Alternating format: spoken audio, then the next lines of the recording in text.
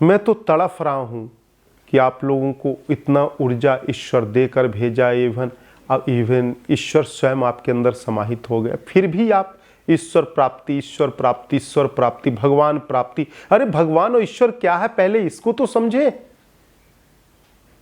क्या है भगवान, क्या है ईश्वर, क्या है प्राप्ति? क्यों आप भ्रम की जिंदगी में लाखों जन्मों को बर्बाद करके फिर अभी बर्बाद करना चाह रहे हैं? संसारी कींटे, दीवार, सारी चीजें। आप एक बात को समझे, मेरा छोटा सा है, आज यदि भगवान की अनुभूति न हो तो भगवान भी किसके लिए है? मनुष्य प्राणी के लिए है ना। 84 लाख योनियों में श्रेष्ठ योनि कहते हैं, मैं कहता हूं 84,112 योनि होती है।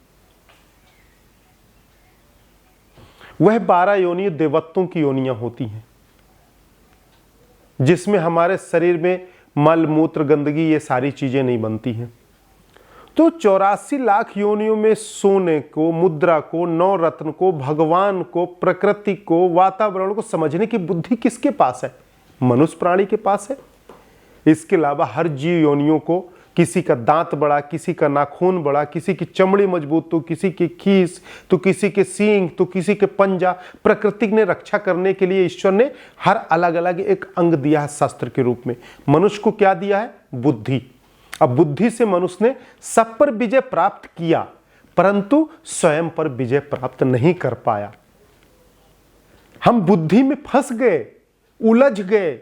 मकड़े की जाल देखें तो मकड़ा जाल बुनकर बुद्धि का जरा सा उपयोग करके बैठे बैठे शिकार करके जीवन यापन करता है, और हम संसार में भागते भागते जीवन यापन करते हैं और न जीवन यापन कर पाते और न शांतिचित्त की आनंद की अनुभूति कर पाते।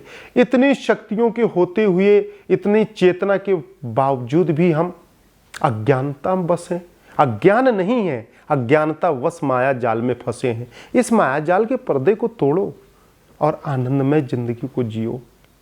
यही है जीवन का मूल सार, यही है जीवन का आनंद। यह तो विषय अनुभूतियों का है। आप समझें भगवान भगवान।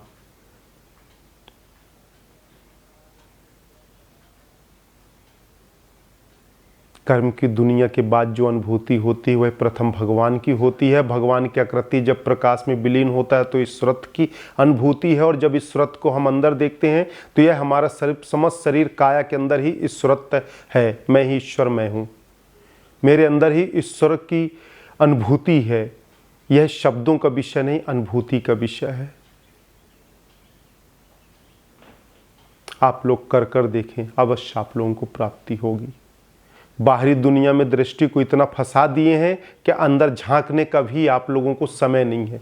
अंदर भी झांकते हैं तो बाहर की दुनिया दिखती है, बाहर का उलझन दिखता है। इस उलझन से निकलें और आनंद में रहें। इस तरीके से सरल भाषा में आप लोग समझ सकते हैं। यह मेरे ज्ञान की आवश्यकता है, आपको नहीं है। आप स्वयं से अनुभव करें अपने जीवन को।